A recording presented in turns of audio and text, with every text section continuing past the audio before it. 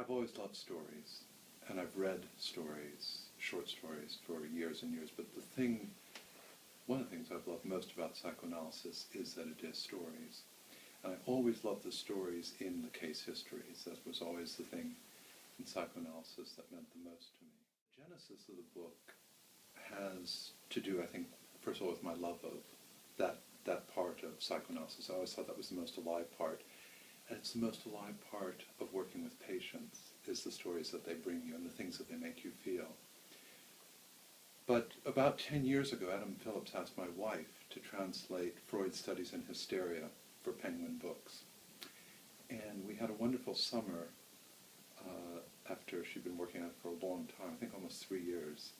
She'd done other things. I mean, she's a scholar and she'd been working on other projects, but where we spent August going through her manuscript sentence by sentence against the German, looking at Strachey, thinking about these wonderful case histories that Freud and Breuer wrote. And that reminded me again just how powerful the patient's story is. And then also about that time I was teaching a seminar at University College in the psychoanalysis unit for almost 10 years on the history of the case history. So from Freud's Study in Hysteria up to the present.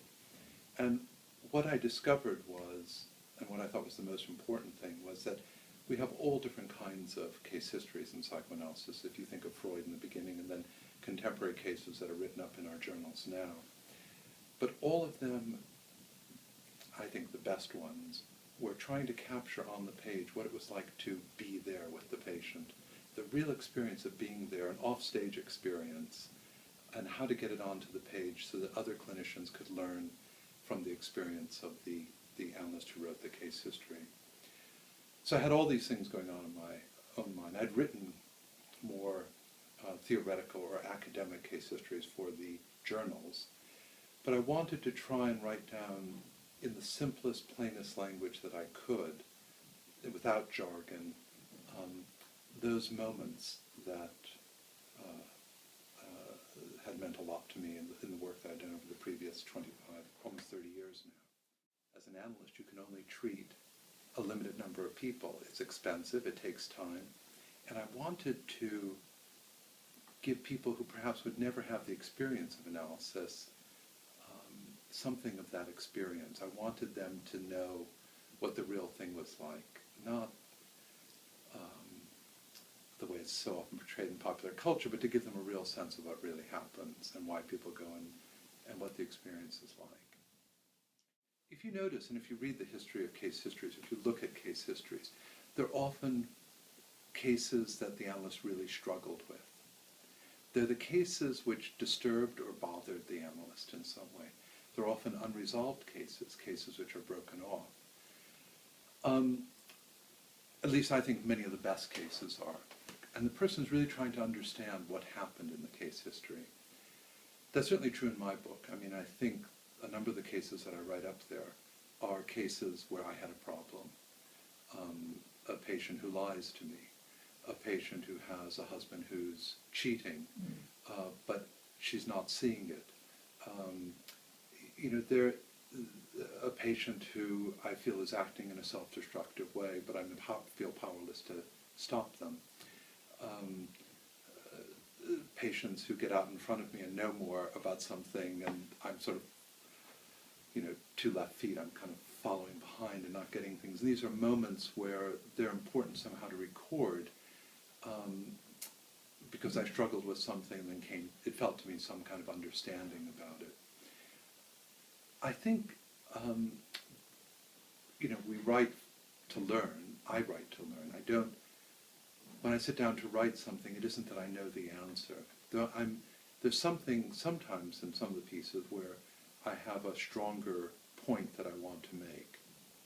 There's some pieces in the book like why parents envy their children, or how praise can cause a loss of confidence, which are pieces where I had something which I felt somewhat strongly about, and so I brought some clinical material to bear on that. But a lot of the time, it's the analyst is, I think, trying to work out something still from the case that's persisting inside of them. And I think that's a surprise sometimes to patients, that they live in their analyst or therapist, that goes on for a long time, sometimes years after the therapy has stopped.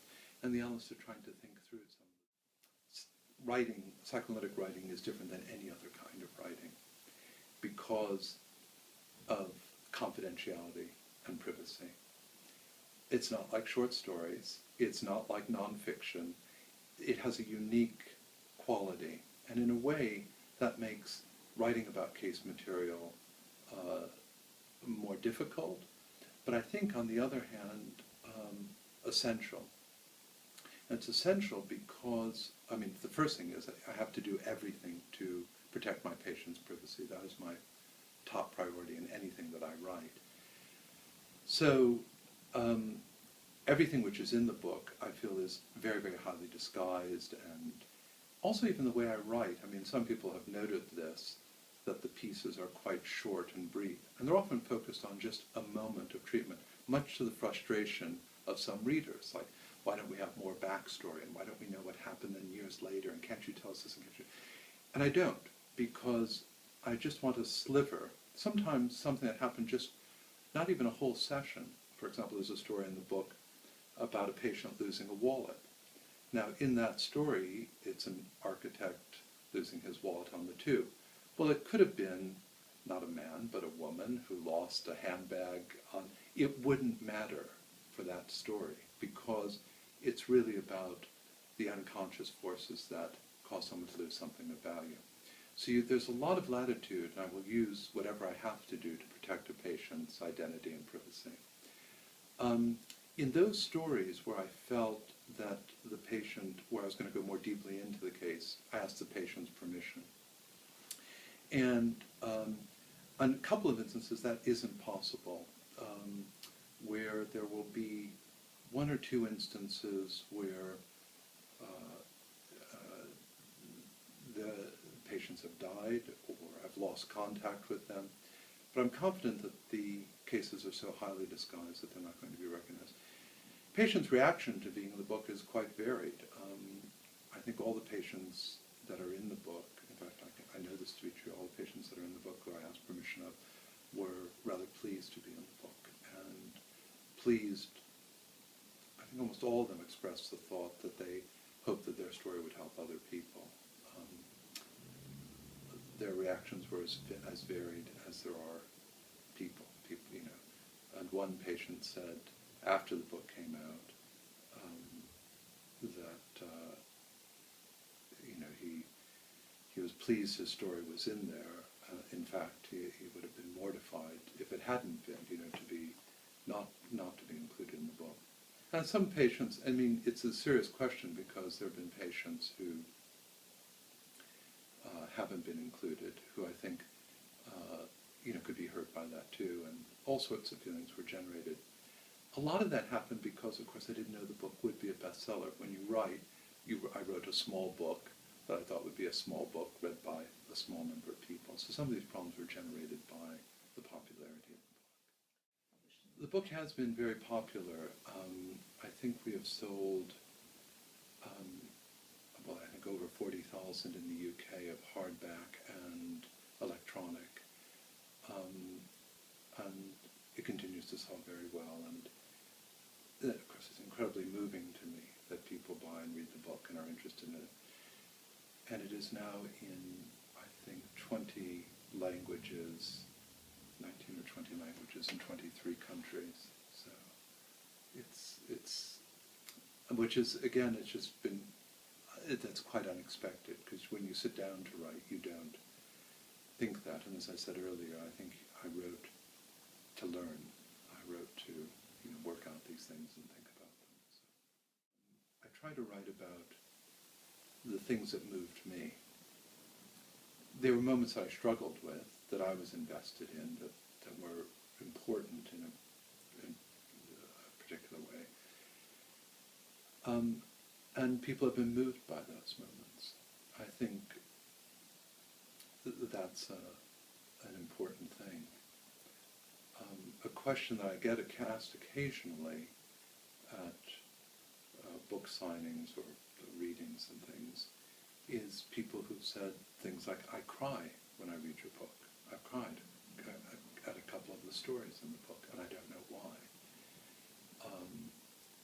There's a story about a man who's totally different from me in every possible way. I'm, 30-year-old woman who, why am I crying when I read something like that? And they're asking, they presume because I'm a psychoanalyst, I wouldn't, and I think the question's really interesting because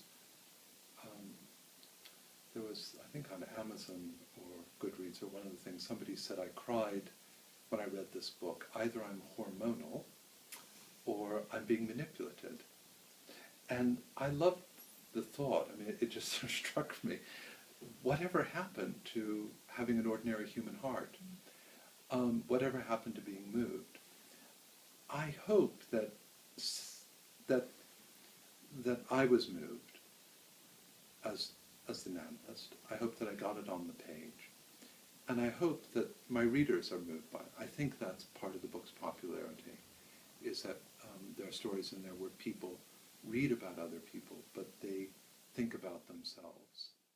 We can learn about our life by reading about other people's lives. More than that, I think we can change. Before there was self-help, there was just literature. There was just good books. They were good books because they moved us and they affected our lives. They gave us moral examples. They gave us psychological examples. They helped us to think about ourselves. That's what a good book does. I think books can change how we think. I think books like mine, too, that are books about other people struggling with a problem, can change how you think.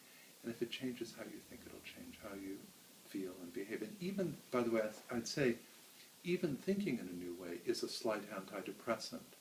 I don't know if you've ever said, I'm going to go for a jog, and then not done it, and then just doing it once gives you a kind of lift of, I can do this thing that I thought I couldn't do. I can think differently, I can do something differently. I think if we can think something new and do a new thing, it also is a kind of counter-depressant,